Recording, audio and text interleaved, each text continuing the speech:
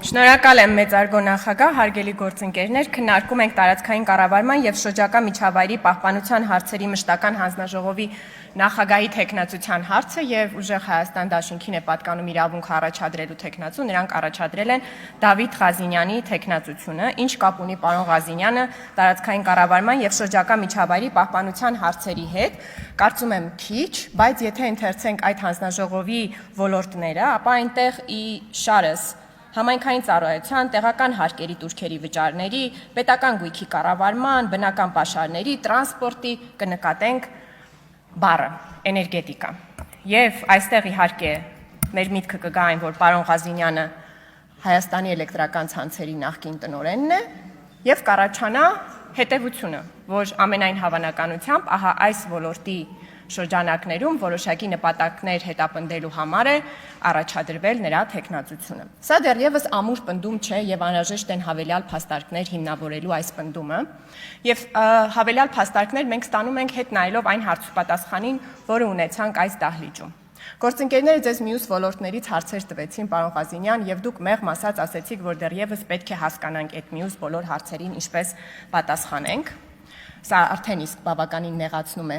թե ինչ հետաքրքրություններ դուք կարող եք ունենալ այս հանձնաժողովին, բայց երբ հարցերը սկսեցին առնչվել բուն էներգետիկային եւ հայկական էլեկտրական ցանցերին, այստեղ էլ չի կարող ծնվել այնպիսի մի համոզմունք, որ դա բացառապես ձեր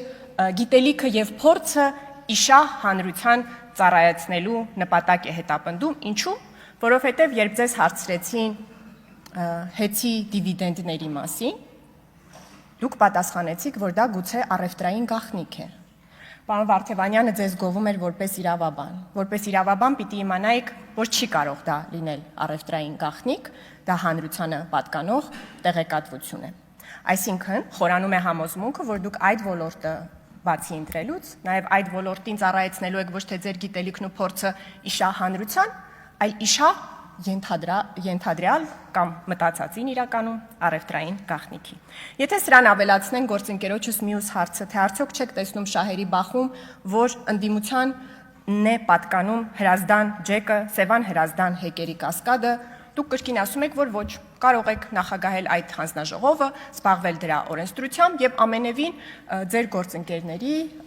շահերը այդտեղ չպաշտպանել։ Բայց ինչի մասին է խոսում առհասարակ հեծի այս կառավարման մոդելը, որը մենք նախկինում տեսել ենք։ Եթե ամփոփենք ընդդիմության դիտարկումները այս առնչությամբ, նրանք շարունակում են պնդել, որ նրանք չեն ցանկացել զբաղվել հեծի տնօրինմամբ եւ կառավարմամբ։ Հայաստանը խնդրել է, որպեսզի նրանք զբաղվեն հեծի տնօրինմամբ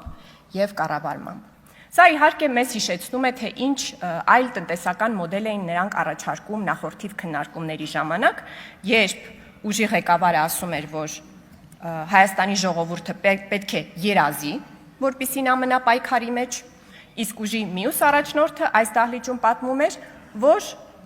տնտեսական այն մոդելը, որը նրանք առաջարկում են, այն է, որ սեփականությունը լինի մասնավոր, այսինքն գործարանները պատկանեն գործարարներին, սակայն շուկան լինի մենաշնորհային։ Եվ եթե հետ նայենք, մենք կտեսնենք, որ հեծի հետ ճշգրիտ սա է տեղի ունեցել։ Գործընկերս ձեզ հարցնում է, թե ինչու եք հեծի համար ստեղծել այլ կազմակերպություններ, որոնք կմատակարարեին հեծին անհրաժեշտ ապրանքները։ Դուք սրան պատասխանում եք, որ կա որակ, տեսեք, ելով է ավելի լավ արտադրում մալուխ կամ մեկ այլ բան, բայց այստեղ չի ճշմարիտ պատասխանը։ Ճշմարիտ պատասխանը ձեր ներկայացրած մոդելի մեջ է, որ դուք հավատում եք, որ շուկան պետք է լինի մենաշնորհային։ Այսինքն պետք չի համեմատել որակները։ Ձեր հավատամքն է, որ գործարանը պետք է պատկանի գործարարին, այլ ոչ թե հանրությանը, որը իհարկե քննարկելու մոդել է։ Կարող են լինել սոցիալիստական մոդելներ, որտեղ գործարանները պատկանում են ժողովրդին եւ հանրությանը։ Իհարկե դա շատ դժգոհություններ կառաջացնի ընդհանուր մինչեւ սոցիալիստ դաշնակցականների մոտ, բայց դա մոդել է։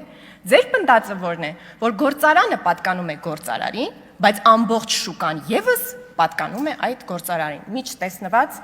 Չտեսնված մոդել։ Ընդ որում, երբ ձեզ հարց են տալիս, ասում են այդ հավելագրումների հարցը ինչպես եք լուծել, դուք դա կրկին լուծել եք մեկ այլ կազմակերպություն ստեղծելով, այսինքն ոչ թե հեծի աշխատակիցների բարեվարկության հետևից եք գնացել, որպեսզի հավելագրումներ չկատարեն, այլ դուք ստեղծել եք հաշվիչների գործարան, որը կլուծի այդ խնդիրը արդեն դրսից, այսինքն հնարավոր չի կառավարել, որպեսզի աշխատակիցները հավելագրումներ չանեն, պետք է ստեղծել մեկ այլ գործարան կրկին, մատակարարող շատ լավ թվայնացում, բայց հեծի աշխատակիցների բարևարկության հարցը հնարավոր չէր լուծել առանց եւս մեկ եկամտի աղբյուր ստեղծելու։ Պարոն Կարապետյան, կարձագանքեք այս ամբիոնից։ Եվ նույնը դուք ուրեմն այնինչ պատրաստվում եք, այնինչ արել եք հեծի հետ, նույնը առաջարկում եք անել Հայաստանի ամբողջ տնտեսության հետ։ Այսինքն դուք պիտի երազեք, որ մենք ձեզ կառավարենք, եւ այդ կառավարման ընթացքում էլ պետք է ստեղծվի այդպիսի մենաշնորհային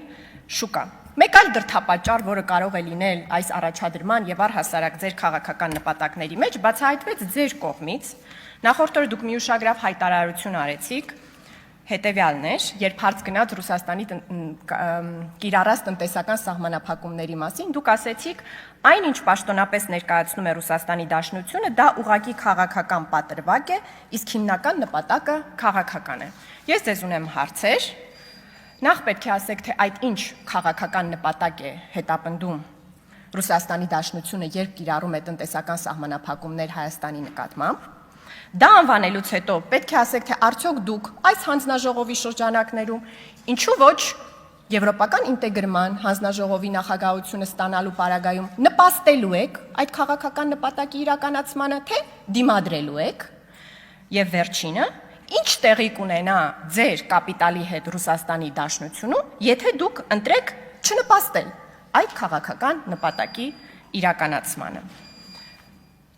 Եվ եւս մի հպանցիկ այս թեմային առնչվող թեմայի կուզեի անդրադառնալ, երբ տնտեսական մոդելը ներկայացնում էր ընդդիմությունը, խոսեց նաև ընտանեկան արժեքների եւ պահպանողականության մասին։ Այստեղ իհարկե հասկանալի է դառնում, որ տնտեսությունն ու ընտանեկան պահպանողական արժեքները պիտի իրար հետ կապ ունենան, որովհետեւ եթե գործարանը չի պատկանում հանրությանը, պատկանում է մասնավոր գործարարին։ Իսկ հանրությունը որպես շուկա նույնպես ամբողջությամբ պատկանում է այդ գործարարին։ Ինչ պիտի տեղի ունենա բոլոր այն մարդկանց հետ, ովքեր երբևէ կցանկանան ընդվզել ահա այս մերօրյա ֆեոդալական օլիգարխիական համակարգի դեմ։ Անհրաժեշտ է մի ոլորտ, որի միջից այդպիսի ընդվզող քաղաքացիներին, քաղաքական գործիչներին ընդդիմությունը ասի, արդյոք նրանք հայ են, թե հայ չեն, հավատավոր են, թե հավատավոր չեն։ Եվ ահա այստեղ է, որ անհրաժեշտ է, որ հայ առաքելական եկեղեցու պատին փակցված լինի այն գործարարի պատկերը, որին պատկանում են գործարանները եւ որին պատկանում է շուկան։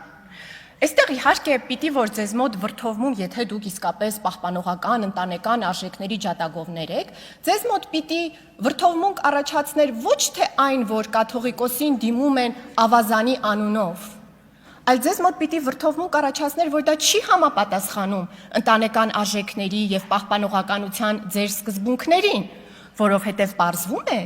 որ այդ մարդը ունի զավակներ։ Պարզվում է կան այլ հոգեվորականներ, որոնք ունեն ընտանիքներ, չգիտեմ, նույնիսկ կարելի է ասել արտամուսնական կապեր, որովհետև նրանք բոլորը պիտի լինեին կուսակրոն, բայց սա ձեզ մոտ վրթովմունք չի առաջացնում։ Դուք դա համարում եք նրանց ներքին հարցը։ Եվ հետևաբար սա շատ համահունչ է տնտեսության այդ նույն մոդելին, որը դուք առաջարկում եք, որը նույնպես լի է կեղծիքով, եւ եթե որևէ մեկը հարց ցանկանա բարձրացնել այդ տնտեսական մոդելի համար, ահա դուք ունեք այդ զենքը, որի միջից նրան կարող եք ասել դու հայ չես։ Այս դատավորը հայ էր, այս դատավորը հայ չէր։ Ես առաջարկում եմ մի հատ թեստ անենք եւ ես կարդամ արտահայտություններ, որոնք Հայաստանի հոգեվորականներն են արտաբերել, դուք գուշակեք, թե ով է այդ արտահայտությունը արել։ Խորհրդարանական ընտրությունների օրը չպետք է ընտրել Նիկոլ Փաշինյանի կուսակցությանը։ Ինչ է կարծում, սա ձեր ուժի ներկայացուցիչ է արել, մեկ այլ ընդդիմադիր ուժի ներկայացուցիչ է արել, թե Մայրաթոր Սուրբ Էջմիածնի հոգեվորականը։ Ճիշտ է, Մայրաթոր Սուրբ Էջմիածնի հոգեվարականը, դուք կարող եք ասել դա նրա քաղաքացիական դիրքորոշումն էր, բայց չէ որ բալթյան երկրների թեմի առաջնորդը եւս գուցե քաղաքացիական դիրքորոշում էր արտահայտել, երբ ողջունել էր Հայաստանի Հանրապետության վարչապետին, նրա խաղաղության օրակարգը եւ եվրոինտեգրման ուղղությամբ արվող քայլերը։ Չէ որ այդ հանձնաժողովն եք հավակնելու վերցնել։ Այնինչ Մայրաթորը հայտարարություն տարածեց, որ դա չի համապատասխանում հայ առաքելական եկեղեցու դիրքորոշումներին։ Սա ձեզ սեղանին խփելու ցանկություն չի առաջացնում ձեզ մոտ։ Մեկ այլ արտահայտություն։ Փաշինյանին ուղղակի օդի պես անհրաժեշտ են մեղավորներ ապրելու իմաստը չկորցնելու եւ ինքնասպանությունից խույս տալու համար։